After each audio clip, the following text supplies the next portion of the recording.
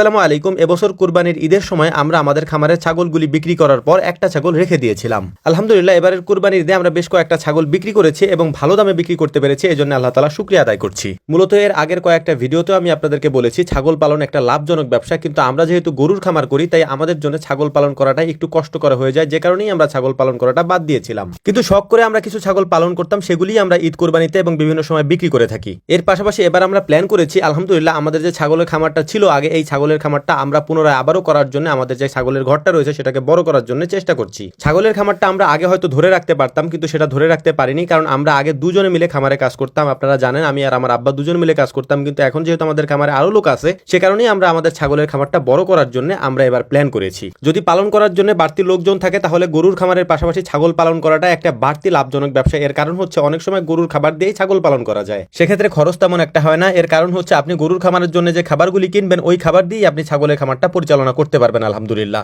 এর পাশাপাশি গরুর খামারের জন্য যে পরিমাণ ঘাস আমরা উৎপাদন করে থাকি ওই ঘাস দিয়েই ছাগল পালন করা যায় খুব সহজেই। এটা আমরা আগেও করেছি, কিন্তু আমি আগেই বলেছি যে আমাদের এখানে যেহেতু লোকজন কম ছিল যে কারণেই আমরা এই কাজটা করতে পারতাম না। আমরা অনেক হিমশিম খেয়ে যেতাম এই কাজগুলি করার ক্ষেত্রে। গত 8-9 মাস যাবত এই ছাগলগুলি কিনে আনার পর এগুলি দিয়েও আমরা সেই পরীক্ষাটা চালিয়েছি এবং পরীক্ষা চালানোর পর আমরা আবারও সফল হয়েছি আলহামদুলিল্লাহ। এবং সফল হওয়ার পর আমরা এবার প্ল্যান করেছি যে আমাদের ছাগলের খামারটা আগের মতো আমাদেরকে বড় করা উচিত। আমরা 49,000 টাকা দিয়ে 6 থেকে 7টা ছাগল কিনেছিলাম, যার মধ্যে 2টা ছাগলই আমরা বিক্রি করেছি 35 থেকে 36,000 টাকার মতো। বাকি 4টা ছাগল আমরা বিক্রি করেছিলাম 10,000 12,000 এরকম করে। একটা ছাগল বিক্রি করেছিলাম প্রায় 26,000 টাকার মতো। আর এখন যে ছাগলটা আপনারা দেখতে পাচ্ছেন, মানে যে ছাগলটা আমরা রেখে দিয়েছিলাম, এই ছাগলটাকেও আমরা হাটে নিয়েছিলাম দাম দেখানোর জন্য যে এটার দাম কেমন হয়, কারণ এই ছাগলটা এখন অনেক ছোট।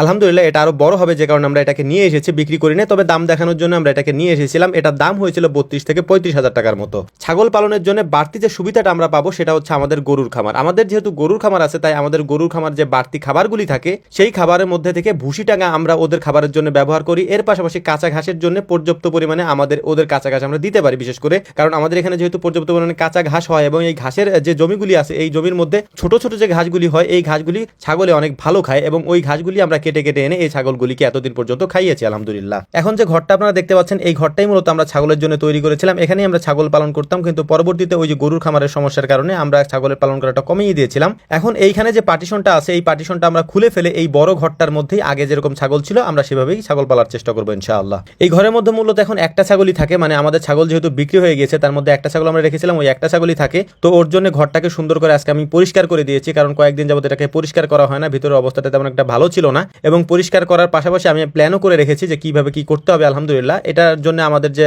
যা যা করা দরকার আমরা খুব শীঘ্রই সেটা করার চেষ্টা করবো ইনশাআল্লাহ। এবার মোটামুটি একটু আধুনিক করার চেষ্টা করতেছি আমাদের ছাগলের খামারটা, তবে পুরোপুরি আধুনিক করা যাবে না, তাহলে অনেক বেশি খরচ পড়ে যাবে, যে কারণেই হালকা একটু আধুনিকায়ন করতে হবে আমাদের এবারকার ছাগলের খামারটা। যে কোনো খামার করার জন্য সব থেকে বেশি প্রয়োজন যেটা সেটা হচ্ছে ভালো মানের একটা বাসস্থান, এর পাশাপাশি পর্যাপ্ত পরিমাণে খাবারের যোগান থাকা।